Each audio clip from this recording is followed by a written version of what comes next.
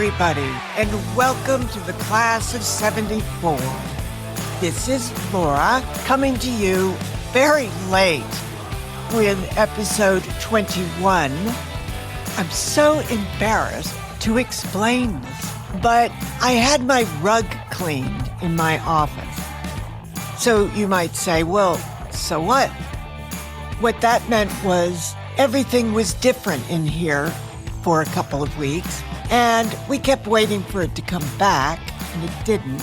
And it was so hollow sounding in here, and my furniture was still moved so they could take the carpet away. To make a long story short, I am such a creature of habit. I try to never mess anything up in my office. Well, no, I shouldn't say that because my office is always messy, but I try never to change anything in my office because you want to focus on what you're writing, not get distracted by everything around you. And I just could not write anything. I was so distracted with the way this office was. So there you go. In the last episode, Clay Seton had been found. He had been tied up in the snack bar in the football stadium. Cynthia saw him be rescued. When we last saw her, she was at first very moved when her old idol, Suzanne, the cheerleader, came to find her in her English class to tell her Clay had been found.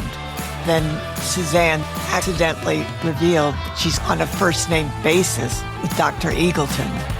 That doesn't seem very good. That's where we are. I'll see you on the flip side. Episode 21. Cynthia is in over her head. Cynthia needed to find her books before she could leave school, but it took a while. She started in the library, backtracked to the cafeteria, then went to the smoking area, but they weren't outside there either, which meant someone had to have turned them in. Who would want to steal those books? Nobody.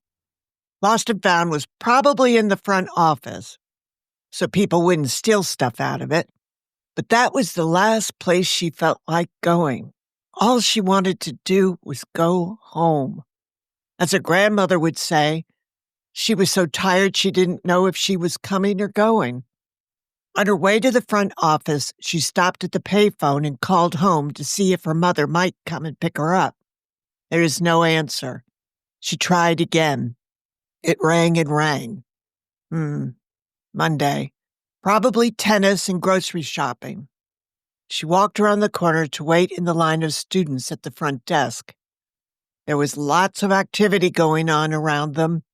Teachers flew in to drop sheets in a wire basket on the end of the counter, swung around to check their mailboxes, and then flowed out again, while other teachers were milling around the mailboxes talking to one another, and others were waiting to use the mimeographing machine. When Mrs. Marsh led a kid away to somewhere, Cynthia scooted over to the wire basket to see what the teachers were dropping into it. Aha! Attendance sheets. Rather, the teachers' no attendance sheets. A list of what students had failed to show up for their class. So that's how they did it. Uh-oh. Mrs. Marsh was coming back, so Cynthia zipped back into line. The girl in front of her turned around. What are they putting in there? Class attendance sheet, Cynthia answered. When the girl turned back around to look at the wire basket again, Cynthia couldn't help adding, just think how many happy kids there would be if that basket disappeared. The girl laughed. Not yet. School only just started, so people aren't really even skipping much yet. True, Cynthia said. I'm glad to know, though, how they keep track of us. Class attendance sheets at the end of the day to compare to the attendance sheets from homeroom in the morning. The key, though, the girl said, is having someone pretend to be your mother and call Mrs. Marsh before 10 o'clock to say you're homesick. What happens at 10 o'clock? Cynthia asked. That's when Mrs. Marsh closes her list of what students are absent that day and why. I can imitate my mom pretty well, Cynthia said. She straightened up, cleared her voice, and enunciating through lightly clenched teeth, "This is Elizabeth Schuyler calling. My daughter Cynthia is home sick today with the flu." "Well, that's pretty good," the girl told her. She glanced ahead. The line was moving. She turned back to Cynthia. "Last year, my parents made me stay with their friends while they were in Europe. I walked home to our house every morning, called Mrs. Marsh, and then watched TV and slept and listened to music. It was terrific. The last couple of days, I even had a couple of friends over." "Cool," Cynthia said admiringly. 2 weeks, though. What did you say was wrong with you?" The girl laughed. "I can't remember, but it was something contagious. Scarlet fever, maybe." Cynthia laughed. The only person she had ever heard of that had had scarlet fever was the guy who invented the waltz, Strauss. It wasn't an excuse she would use. She pointed to the front desk. "You're up." "Oh, yeah, okay, thanks." While the girl conducted her business with Mrs. Marsh, Cynthia watched more teachers drop off their attendance sheets. She didn't recognize any of them until her chemistry teacher, Mr. Flugler, strolled by and dropped off his sheet. When he turned around, she gave him a little wave and said hi. "You're Cynthia, right?" he asked, taking a step closer. She smiled. "Yes, sir." "You're in the same class with Miss Satterfield." "Yes, sir." Scarlet Fever Girl was finished at the desk, and Mrs. Marsh was waving for Cynthia to step up. "Excuse me, Mr. Flugler, but it's my turn." "How very convenient," he said, taking a step with her in that direction. "Mrs. Marsh, this is the girl who's having a problem with Miss Satterfield." "I'm sorry, what?" Cynthia said. He looked down. "Because of your differences with Miss Satterfield, she's requested to be transferred out of the class." "Requested to be transferred, Mr. Flugler," Mrs. Marsh said. "But that doesn't necessarily mean it'll be approved." Her eyes moved to Cynthia. "What is the problem between you girls?" Cynthia blinked a couple of times. "I didn't know there was one." Mrs. Marsh folded her arms over her chest. "She seems to feel rather strongly that you do." "I told you," Mr. Flugler said to Mrs. Marsh. "Each girl made a crack today about the other one in class, and it made everybody laugh, but neither girl appeared to be upset in the least. To the contrary, Miss Satterfield seemed to be enjoying herself." "Then something else must have happened," Mrs. Marsh deduced, turning back to Cynthia. "Well, I did say something to her," Cynthia admitted. "After class. Something she didn't like." "What did you say?" Mrs. Marsh asked. Cynthia hesitated. "It was personal. Something I don't think I should share with other people." Mrs. Marsh gave her a stern look, so she quickly added, "It wasn't an insult or anything, I swear." But she got mad. "If it wasn't insulting," Mr. Flugler said, "then why did she get mad?" Until this moment, Mr. Flugler had not seemed very real to Cynthia yet, but now he came into focus. She saw his brownish, worn face, longish, messy gray hair, crinkled brown eyes, and smoke-stained teeth. And now she realized he only pretended not to hear crosstalk in class. Maybe it was because he taught chemistry. She had just assumed he was like Fred McMurray and the absent-minded professor. Then she remembered his reaction when she had tipped him off about Peter Cully's brother being killed in Vietnam. No, she decided. Mr. Flugler was listening in class. He was paying attention. "She got mad," Cynthia said carefully, "because she didn't think what I said was any of my business." "Then why did you say it?" Mrs. Marsh demanded. This conversation was going nowhere, Cynthia knew. These were not the adults she should be confiding in about Betsey.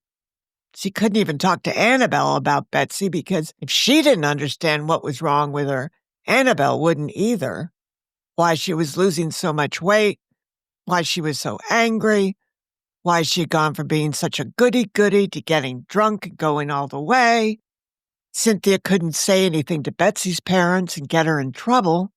And although she suspected that Suzanne, as the very thin head cheerleader, might know something about Betsey's drastic weight loss, if Suzanne were to learn of her behavior Saturday night, Betsey's cheerleading days would be over, and Cynthia couldn't do that to her.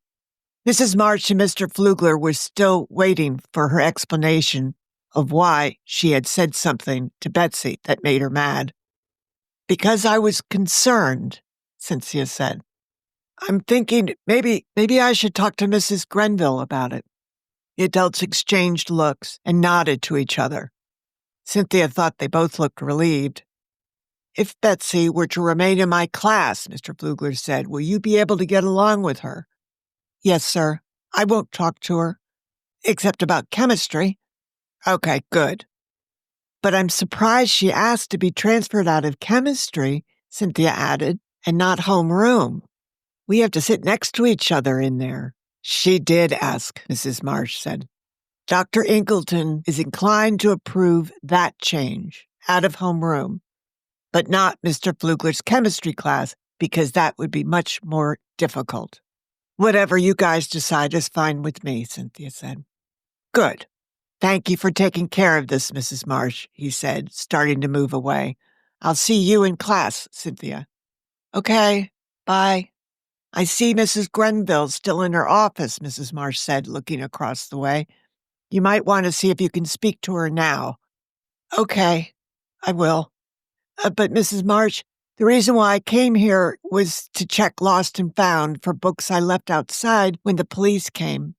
"You and 20 other students," Mrs. Marsh said, looking exhausted suddenly. "Lost and Found's over there, in the cart. Next."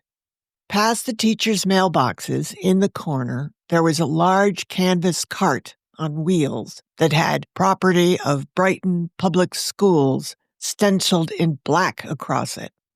She walked over. Oh man, were there a lot of books. And sweaters, jackets, locks, sunglasses, reading glasses, shoes. She pushed a few books around. Most of them had already been covered by their owners like they were supposed to, which Cynthia also needed to do so she could write her names on them in case she lost them again. She spotted the Flower Power sticker on her notebook and pulled that out. There was the behemoth chemistry book. There was geometry. Oh, right, she had put that back in her locker because there was no homework. There was her Spanish book. Good. What else? Oh, her speckled lab notebook, the one with the graph paper. Was that here? Yes. And the homework assignment sheet was still tucked inside. Okay now, Mrs. Grenville. Cynthia took a breath and headed for her office. The light was on and the door was open. Cynthia peered around the corner. Huge paperback books were stacked on her desk, each with a ton of bookmarks. The guidance counselor herself was sighing over a typewriter that was parked against the back wall behind her desk. Cynthia knocked. Mrs. Grenville looked over her shoulder, smiled, and swiveled her chair around.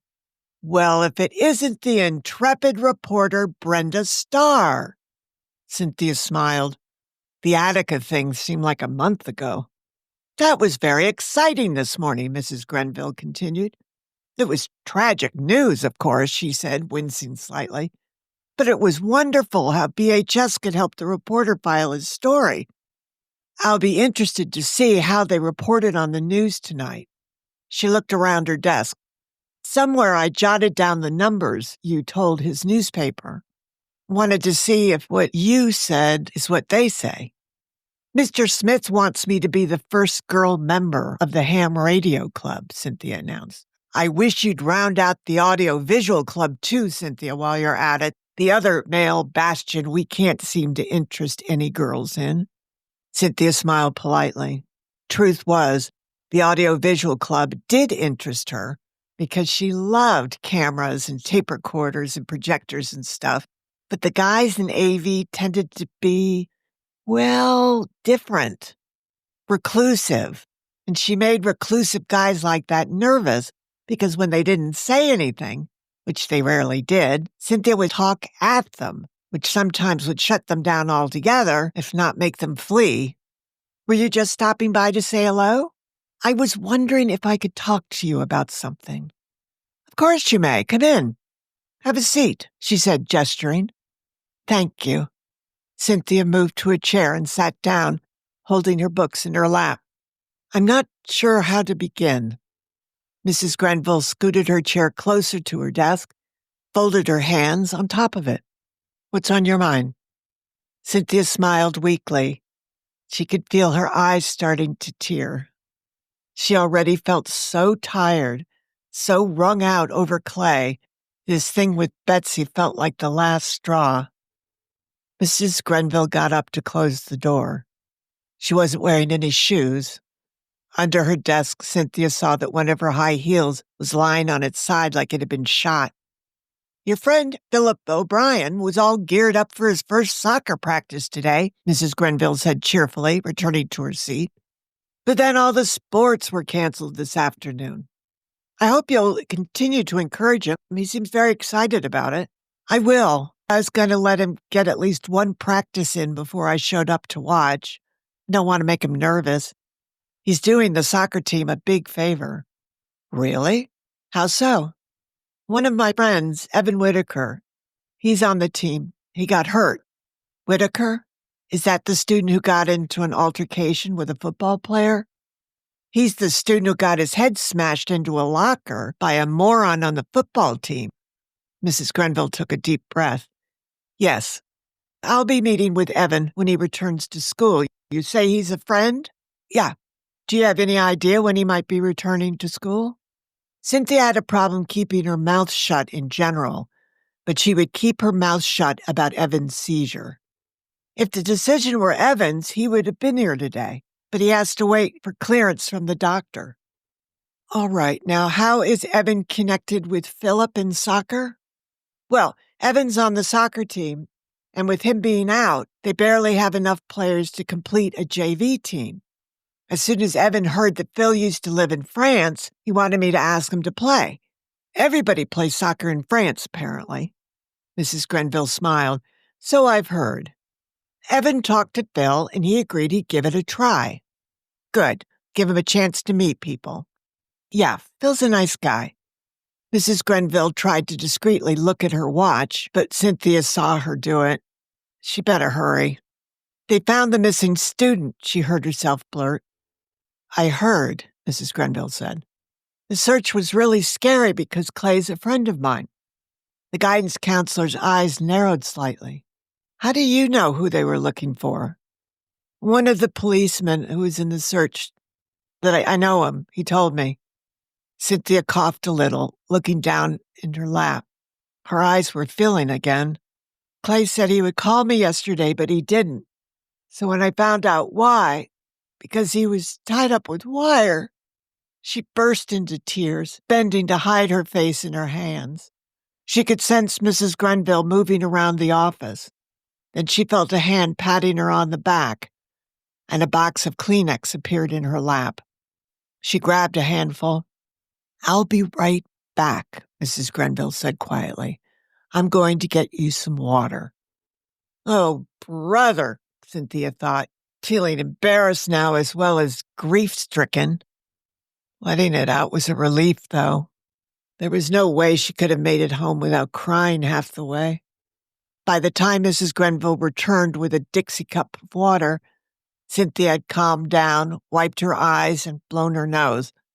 Sorry, she said, accepting the cup and taking a sip. It's quite all right, she murmured, sitting in the chair next to Cynthia. You have some stressors in your life right now. Cynthia sniffed and looked at her. Stressors? External problems that produce stress, like your friend they were looking for. And my friend whose skull was nearly broken, she added, dabbing at her eyes. This school is dangerous, Mrs. Grenville. But it's not, Cynthia. Those are two highly unusual occurrences. This is one of the safest schools in the country. Yeah, well, My mom thinks I would be a good volunteer for the new hotline downtown, but I don't know how to deal with any of this that's happening. So how could I help anybody else with anything?" Her eyes were filling again. "Stop it, Cynthia. As I said, this is all highly unusual, and you'd received training before you started answering the phone on the hotline." Cynthia thought of Derek Taylor today and how he performed. If only she could be like that. "But that's not even what I came to talk to you about," she said.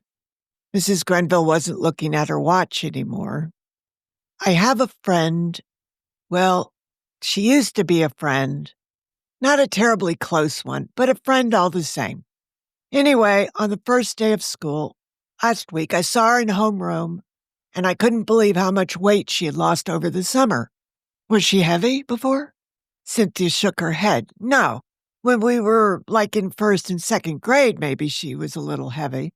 But then her parents sent her to some camp, and she looked normal ever since. She's a cheerleader, so everybody kind of expects that, you know? But now, well, her legs are like sticks, Mrs. Grenville. And I told her today I thought maybe she had lost a little too much weight over the summer, and she was furious. And now Mrs. Marsh just said that she's asked to be transferred out of the classes we have together. That seems rather extreme. There's other stuff, too.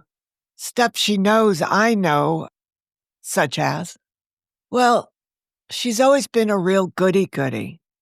And really nice. And she's beautiful. Truly, she's beautiful. And she was always smiling and perfect. But now she's really touchy, and she gets really angry, mad. And then on Saturday night, I saw her drunk, which wasn't like her." Mrs. Grenville smiled slightly. "That's not unusual, Cynthia, for someone in high school to experiment with drinking. But I've heard she's been acting out, too. Sexually." Mrs. Grenville nodded. "But you've only heard this." "Right, I only heard it. Though I saw her with an older boy this weekend." Cynthia had to lower her eyes. "The weird thing was there was a girl there, too. And she was drunk. Betsey was drunk. The guy wasn't. The three of them were in the back of a van at the drive-in, for Pete's sake, which isn't Betsey's style, if you know what I mean. She never used to do anything wrong." Cynthia tentatively raised her eyes to see that Mrs. Grenville was staring at the bookcase behind her. After blinking rapidly several times, the guidance counselor lowered her eyes to Cynthia. "Are you going to share with me this girl's name?" Cynthia's mouth went dry. She lowered her eyes again. "I don't want to get her in trouble, but I think she's in trouble." She tapped the side of her head twice. "Up here, you know?" "Your mother's right," Mrs. Grenville said abruptly, standing up and walking around her desk. "With training, you will be excellent on the hotline," she said. "To know when you're in over your head is a very valuable trait, and you have it. You were right to come to me." She pushed a pen and pad across the desk. "You need to write down this girl's name." "She won't get in trouble, will she?" She wrote Elizabeth Satterfield. "It's a delicate situation. Families can be tricky, but this is not the first time I've dealt with something like this. There's something going on." "She can't know I told you anything," Cynthia said anxiously, standing up. "Don't worry," she said softly, tearing the sheet off the pad and folding it. "She won't." She pulled her purse out of a drawer and put the paper in, closed it. "Now it's time to go home." "Yeah," Cynthia agreed. She watched the guidance counselor put on her high heels. "One more thing," Mrs. Grenville said, putting her purse over her shoulder and scooping up the huge paperback books. "You and I will never speak of this matter again, Cynthia. You did the right thing. Let me do my job. Do your best to forget it. Okay?" "Okay." Cynthia thanked her profusely and left. It was eerily quiet outside her office now. It was only the sound of the mimeograph machine to be heard. She stopped at the payphone and tried calling her house again, but there was still no answer. She walked down to her locker in C Wing and reviewed her schedule to sort out her books for tomorrow, or what to take home. Tomorrow, her day began with study hall, which was great. She'd hang out in the smoking area and drink coffee, and maybe she'd get one of those buttered Kaiser rolls that look so good. Clay. The events of the day slammed back into her mind. How could she be thinking about coffee and buttered rolls when she didn't even know how or where he was? To see what she could see around the stadium, she decided to exit the building through the end of D Wing to start her walk home. Turned out not to be much. The whole stadium and half the rear parking lot had big blue police barricades with rope blocking entry. There were 2 patrol cars there and a Crown Victoria. The police officer was standing guard. He was older and had a red face. Cynthia went straight up to him. "Excuse me, but is Detective Fiducia around?" He shook his head. "No. I saw him when the search started. He told me it was my friend Clay they were looking for." Cynthia paused for effect. She was hoping that if she said the detective had talked to her, this guy might tell her something. "I also saw Detective Fiducia jump into the snack bar with the wire cutters to cut Clay free." She let her cheeks balloon with air and then let out a long sigh. "I'm going home now and wondered if anyone had heard from the hospital how Clay is." "This is a crime scene," the policeman said. "I'm not at liberty to talk about anything." "Can't you just tell me how Clay is?" "I'm sorry, but I don't know, so I can't tell you." "Okay," Cynthia said, giving up. "Well, you better watch out for a creep from the school paper named Dickie Driscoll, because he'll make up all kinds of stuff to get you to say something." The cop smiled. "He's already been here. I told him to get lost." "Good." The cop's eyes were on a slowly approaching pickup truck. The window was rolled down. A man called, "What's going on?" "I'm here to replace a speaker on the field." "Not today, I'm afraid," the officer said, walking over to the truck. "No one goes in or out right now." He handed the man a card. "You need to call this number to reschedule your appointment." "But I drove here from Bridgeport. We set this up a week ago." "I'm sorry, but you cannot go in." "Why? What's going on? What's with all the cop cars?" Cynthia was curious how he would answer this question. "There was a serious break-in here last night that's under investigation. Call that number, and hopefully the stadium will be reopened tomorrow and you can get on with your work, okay?" "A break-in," the man said. "What's in there to steal? They haven't even had a game yet. The crooks are supposed to break in after the cash has been taken in."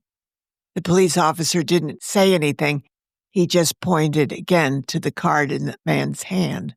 The driver had a thought. Was it the snack bar?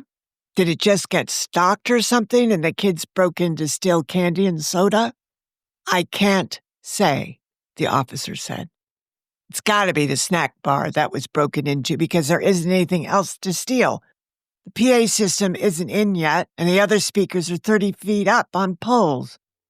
The cop finally got the driver to leave, and as the truck turned around, Cynthia noticed the officer jot down the license number. "Huh. You don't have to stay here all night, do you?" she asked the policeman. "No, just until 10 o'clock. "That's a long time," she said. She fished around in her purse and pulled out half a pack of lifesavers. "You're welcome to these.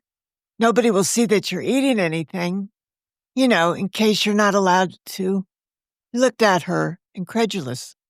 "Is this supposed to be a bribe?" No, it's not, I swear. I thought you might get hungry. 10 o'clock's a long time from now." He was staring at her.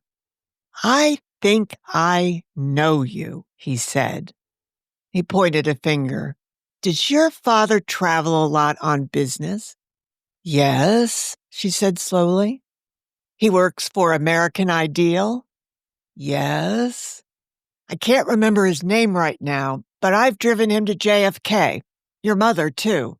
Then he smiled. "Wait, I knew you. You were in the car when I picked them up at the airport once." You were the smart alecky kid in the kilt. Cynthia didn't remember him, but she did remember the kilt and the trip to Scotland.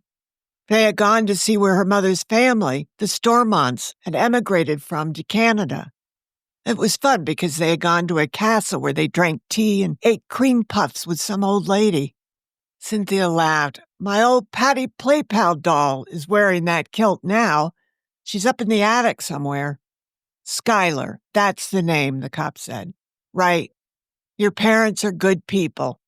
Tell them Officer Collins sends his regards, will you? I will. I hope they do some traveling this fall. I could use to make a little extra for Christmas this year. She wondered how much her parents paid him and forced him to accept the lifesavers. It was a long and lonely walk home after that. Nobody was outside, not even a dog. She got the mail, went into the house through the back door, and bent down to greet Hachette. She dumped her books, the mail, and her purse on the kitchen table and took Hachette out to take a whiz. Then she went upstairs to change into jeans and put the 45 adapter on her stereo and played Ringo Starr's single, It Don't Come Easy, and danced a little in front of her mirror. She was terrible and turned the music off. She wasn't in the mood anyway. She threw herself down on the bed, where Hachette struggled to follow. She helped Hachette up on the bed and lay on her side, trying to stroke the dachshund's head, but Hachette was antsy, acting as though there was secret food hidden in Cynthia's hand somewhere. Stop it. Stop it. Don't lick me. Okay, she told Hachette, flexing her fingers to emit magic. You're getting sleepy, Hachette. Very sleepy. But Hachette was still searching for food and wouldn't stop licking, so she just drew the dog into her arms like she was a baby, kissed the top of her head, and gently rocked her, singing Alfalfa's lullaby from Little Rascals. Go to sleep, my baby, my baby, my baby. Go to sleep, my baby, my baby. The next thing Cynthia knew, her mother was stroking her forehead, asking if she didn't feel well. I'm okay, Cynthia said, propping herself up on her elbows. She was disoriented, not sure what was going on. I guess I fell asleep. Hi, Cynthia, Mimi called from the doorway. Guess what? I watched your mom play tennis and she's really good. That's kind of you, dear. Thank you, her mother said. Mimi came in to stand next to the bed. One of the ladies kept cheating, but your mom and her friend won anyway. How could she cheat? Cynthia asked. Her mother looked tired. It was just Bane Foster being Bane. Bane of everyone's existence, Cynthia said, quoting her father. Why were you playing with her? She was the only substitute Patty Lane could get. Patty broke a crown and she had to go to the dentist. The cheater later would say, out, when the ball hit the line, Mimi said. And then she missed up the score. Cynthia's mother laughed and shook her head. Oh, it was pathetic. I would say, add in, and Bane would say, no, it's add out. And then rather than argue, Annalise and I simply decided, okay, fine, let's just play. Her mother traced the skin under Cynthia's eyes with her finger. You look exhausted, sweetie. The phone rang. Her mother looked at her watch. I wonder who that is. It's too early to be your father. Stay put, she told Cynthia and hurried out. Hello, rang the melodious sing-song greeting through the air. Then laughter. I know, her mother said. She's simply god-awful. That's got to be Mrs. Fitzgerald, Cynthia told Mimi. Your Bob's taking us to school tomorrow, Mimi said, sitting down. I've got my outfit all planned out. Cynthia was glad Mimi was excited about coming back. She hoped things went well, and at the end of this, Mimi would get a boyfriend, or at least a date or two. She still looked pretty awful. Mimi was black, yellow, and purple with a little green on one side of her face, but she didn't have to wear that metal shield thing anymore or that big X of medical tape. Do you want to see my shoes? Mimi asked breathlessly. Oh, don't scare me, Cynthia said. I want you to be able to walk in them this time. Oh, I can, she said, jumping up. I've been practicing.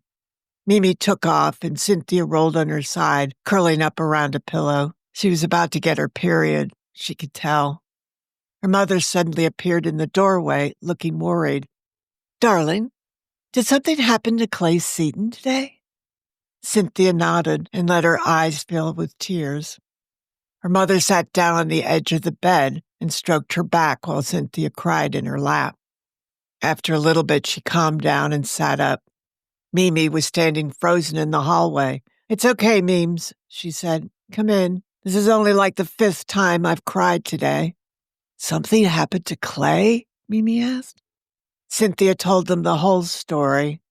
How Clay had failed to call her yesterday like he said he would, and how she had just assumed Saturday night hadn't gone as well as she thought it had.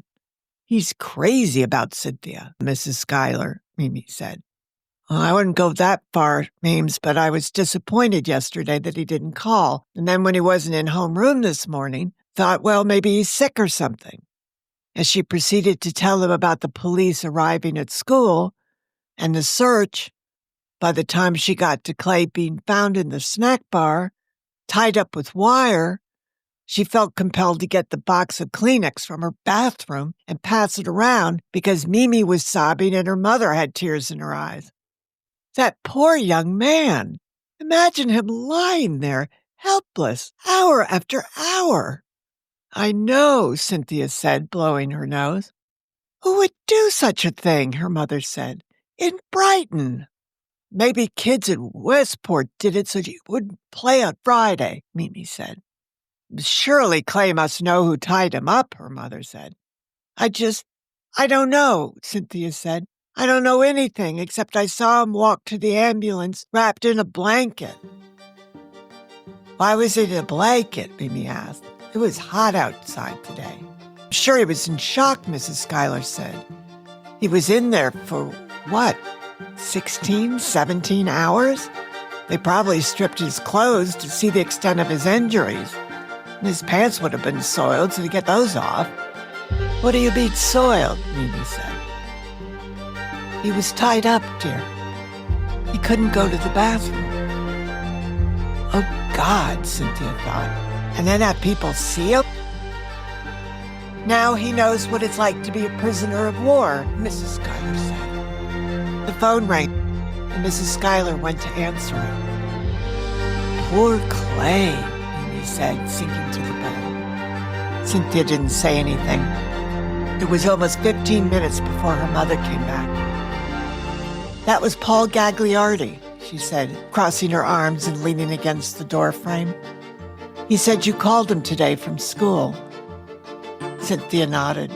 Since he's close to Clay, I wondered if he knew anything about him being missing.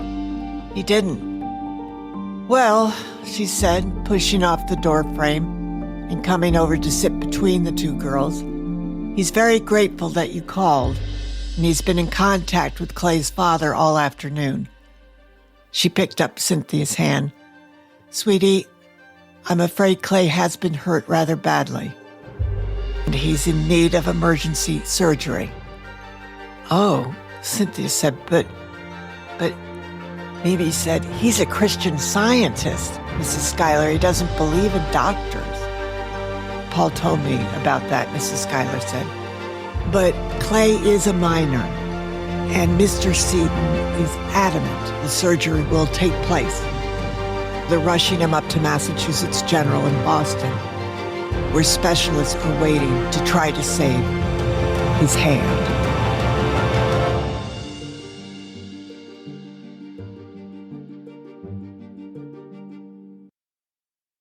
Oh, no. Oh, I was wondering about that. Clay seemed to have been tied up an awfully long time. Huh. His father is taking him off. This is going to be interesting to see how this plays out, since, as you may recall, Clay's mother is a Christian Scientist, but Mr. Seton is not. And clearly he has made a decision. hopefully we're going to have some happy days coming up soon. Laura, hint, hint. I want to thank you all so much for listening, and I want you guys to have a fabulous week. And please remember that we don't drink and drive anymore, ever. But I do want you to have fun. I want you to enjoy the fall. And I'll see you here next week. I promise.